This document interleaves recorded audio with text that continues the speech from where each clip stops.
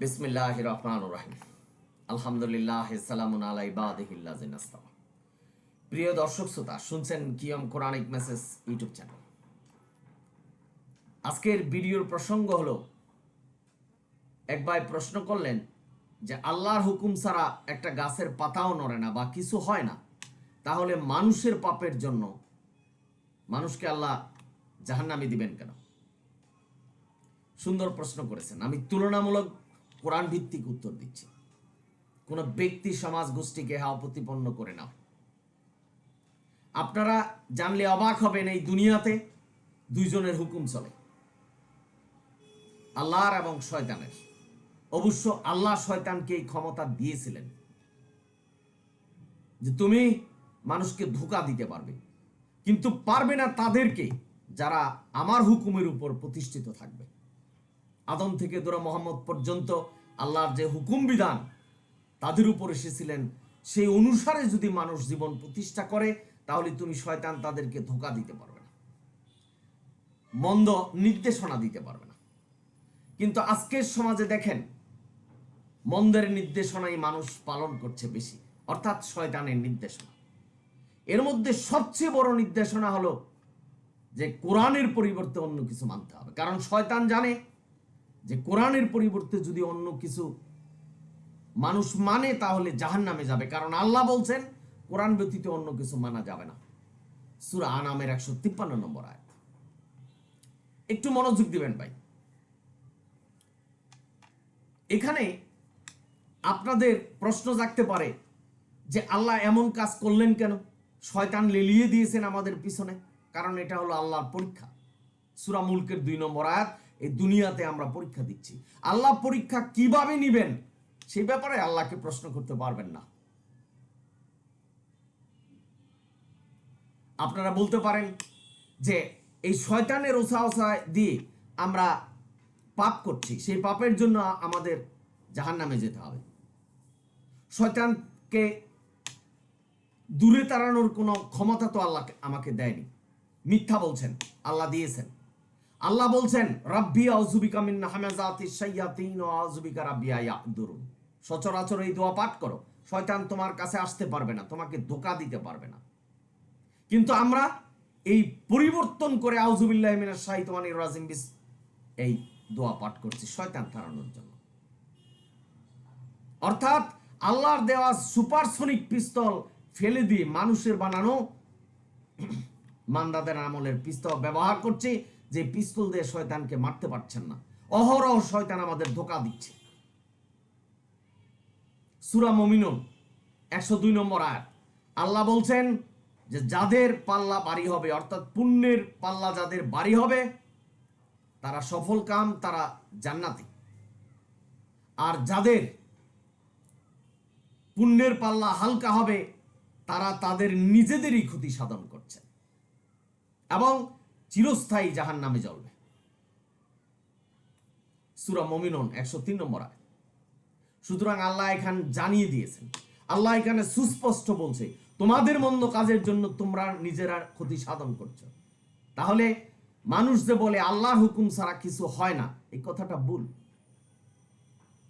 অর্থাৎ আল্লাহর হুকুমে সৎকর্মগুলি হয়, সৎকর্মের হুকুম আল্লাহ দিয়েছেন, অসৎকর্মের হুকুম শয়তান দিচ্ছেন। সেই আদম থেকে ধরুন, আদম জান্নাতে ছিলেন, আল্লাহ বলছেন এই কাজ করো না, কিন্তু শয়তান আদমকে দিয়ে এই কাজ করিয়েছেন, বিবি হাওয়াকে দিয়ে এই কাজ করিয়েছেন।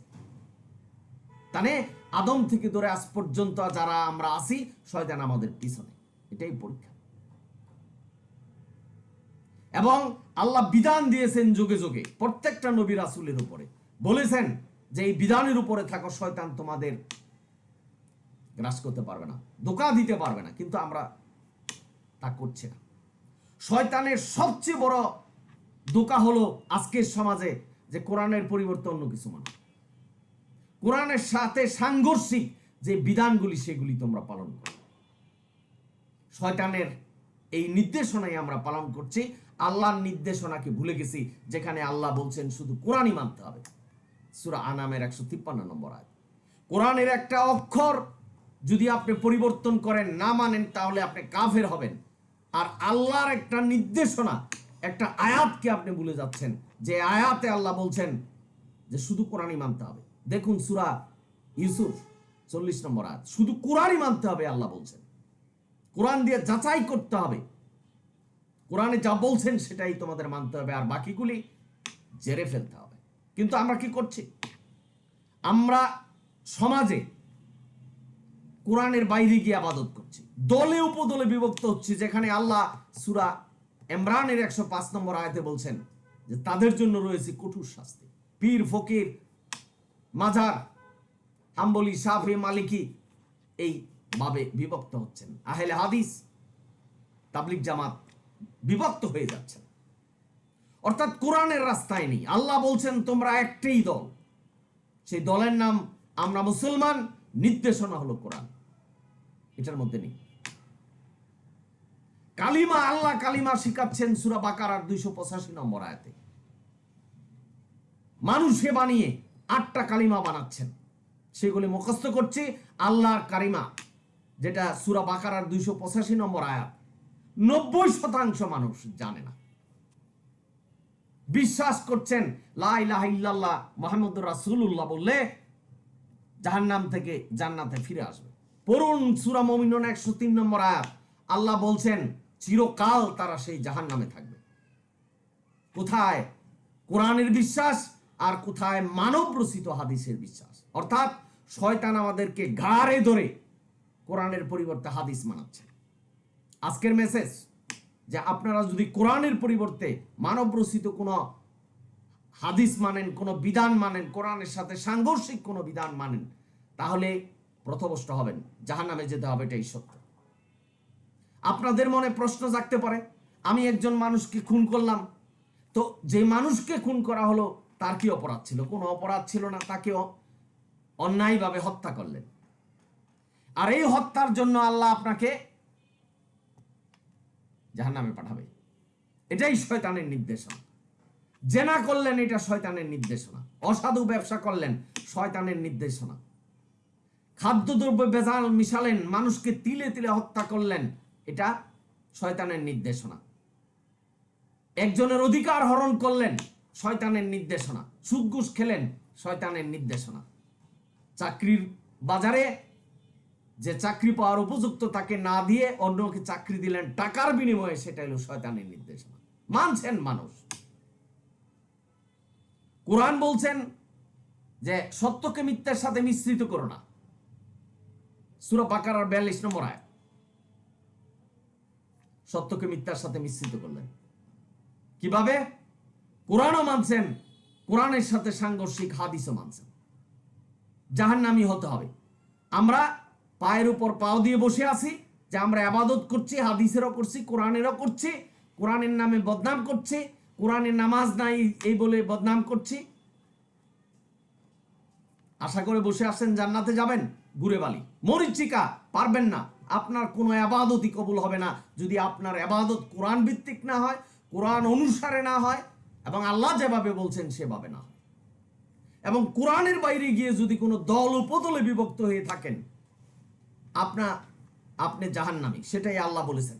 কোন ব্যক্তি সমাজ যদি আমার সাথে বিতর্কে আসতে পারেন যে এটাই সত্য, কোরআন থেকে বিভাজিত হলে আপনি জাহান্নামী হয়ে যাবেন। আজকে কোরআনের একটা কথা বলছেন, 10টা হলো হাদিসের। মানুষ ওয়াজ নসিহত করে, ধর্ম ব্যবসা করে লক্ষ লক্ষ টাকা কামাচ্ছেন, একদিনে 1 লক্ষ টাকা কামাচ্ছেন। মানুষ দিচ্ছি আমরা, তারা কি বলছেন, কি গল্প কিচ্ছা কাহিনী বলছেন, এ বিষয়ে আমাদের জানা নেই। তারা যেটা বলছেন সেটাকেই ধর্ম হিসাবে মানছেন, অথচ আল্লাহ কোরআনে বলছেন আমি কোরআনের নাম ফুরকান বলেছি, এই ফুরকান দিয়ে তোমরা যাচাই করো কোনটা সত্য আর কোনটা মিথ্যা। মোল্লাদের নামে কোনো সার্টিফিকেট আসে নেই যে তারা জান্নাতে যাবে, এবং তাদের কথাই সঠিক। কোরআনে এই ধরনের কোনো আয়াত নাজিল করেনি। আল্লাহ বলছেন যে যাই বলুক সেটা কোরআন দিয়ে যাচাই করো, যদি কোরআনে থাকে তাহলে মানো, না হলে মানবা না। অনুমান যদি করেন আপনি ধ্বংস হবেন। কুতিলাল খাররাসুন। কোরআনের নাই এই ধরনের ইবাদত যদি করেন, মানুষের বানানো কোনো ইভেন্ট, কোনো রজনীতে আপনি যদি আবাদত করেন, পুণ্যের কথা বলি এটাই ধর্মের অংশ হিসাবে, তাহলে জাহান্নামে যাবেন। ভাই বোনেরা, আল্লাহ বলছেন শুধু কোরআনটাকে অনুসরণ করো, কোরআনের যে নির্দেশনা দিয়েছি সেটাই অনুসরণ করো। তওবার 36 নম্বর আয়াতে বলছেন আমার হুকুম বিধান নির্দিষ্ট এবং সুপ্রতিষ্ঠিত। আমি যা জানি তোমরা তা জানো না। কার হুকুম পালন করবে, কে নির্দেশনা দিবে এবং এই নির্দেশনা মোতাবেক তোমাদের জীবন প্রতিষ্ঠা করবে। সূরা নিসার 87 নম্বর আয়াত। আমি জ্ঞানী, আমি হুকুম দিয়েছি, এটাই তোমরা পালন করো। অর্থাৎ আল্লাহর চেনে জ্ঞানী আমরা হয়ে যাচ্ছে। যখন কোরআনের বাইরে কোনো কথা বলবেন, কোনো বিধান মানবেন, অর্থাৎ আল্লাহর চেয়ে আপনি জ্ঞানী হলেন। আল্লাহ বলছেন তোমাদের জন্য যে বিধান দিয়েছে সেটা কল্যাণ, রহমত এবং শান্তি। আপনি শান্তি কোথায় পাবেন? আল্লাহর বিধানের উপরে, না মানব রচিত কোনো হাদিসের উপরে? সুতরাং আপনি যে প্রশ্ন করলেন যে আল্লাহর হুকুমে সবকিছু হয়, গাছের পাতা নড়ে না আল্লাহর হুকুম ছাড়া, এটা আপনাকে এইভাবে বুঝতে হবে যে আল্লাহ অসৎ কাজের নির্দেশনা দেয় না। মানুষকে আল্লাহ একটা স্বাধীন ইচ্ছা দিয়েছেন, এই অসৎ কর্ম আমাদের স্বাধীন ইচ্ছায় হয়, যেটা সূরা মুমিনুন 103 নম্বর আয়াতে আল্লাহ বলছেন। আমাদের নিজেদের কামাই, আমরা নিজেরা নিজেদেরকে ধ্বংস করছি। ভাই বোনেরা, আমরা ফেরেশতা নই যে আল্লাহ যে হুকুম বিধান দিয়েছেন তারা মন্দ কাজের কল্পনাও করতে পারেন। আল্লাহ যা বলেন সেটাই করেন, কিন্তু মানুষকে আল্লাহ এই নির্দেশনা দিয়েছেন। মানুষের কর্মের উপরে আল্লাহ জান্নাত দিবেন। কে কতটুক কর্ম করেছে, কতটুক সৎকর্ম করেছে, সেই অনুসরণ করো, সেই মাপেই আল্লাহ জান্নাত দিবেন। আপনি চুরি, ডাকাতি, রাহাজানি, খুন, দর্শন, ধর্ম ব্যবসা, অসাধু ব্যবসা, খাদ্যদ্রব্যে ভেজাল মিশানো, মানুষের অধিকার হরণ করা, সম্পত্তি দখল করে হজ, জাকাত, নামাজ সবকিছু করবেন, আর আপনি জান্নাতের আশা করছেন? ঘুরে বালি, সব কিছু মিথ্যে। আগে আপনার জীবনকে প্রতিষ্ঠা করতে হবে, নামাজের মতো করে জীবন প্রতিষ্ঠা করতে হবে, তারপরে সালাত কায়েম করলে সেই সালাত আল্লাহর কাছে গ্রহণযোগ্য হবে। ধর্ম এরকম নয় যে আপনি পাপ করলেন এবং গুনাহ করলেন তারপরে ওজন করা হবে কোনটা ভারী এবং কোনটা হালকা। না ভাই, পাপ করতে হবে আপনার অজান্তে, আপনি হঠাৎ হয়ে গেল, আল্লাহর কাছে ক্ষমা চাবেন, আল্লাহ ক্ষমা করবেন। ইচ্ছাকৃত জানা সত্ত্বেও আপনি পাপ করে ক্ষমা পাবেন, এই আশা ভুলে যান। আর আজকের সমাজে কেউ কেউ বলছেন যে আমরা একটু বিদ্ধ হলাম, বিদ্ধ হয়ে তবা করলাম, তারপরে হয়ে যাবে। তবা হলো আপনি অকস্মাৎ একটা ভুল করলেন, আপনি তবা করলেন, সেটা ক্ষমা হবে।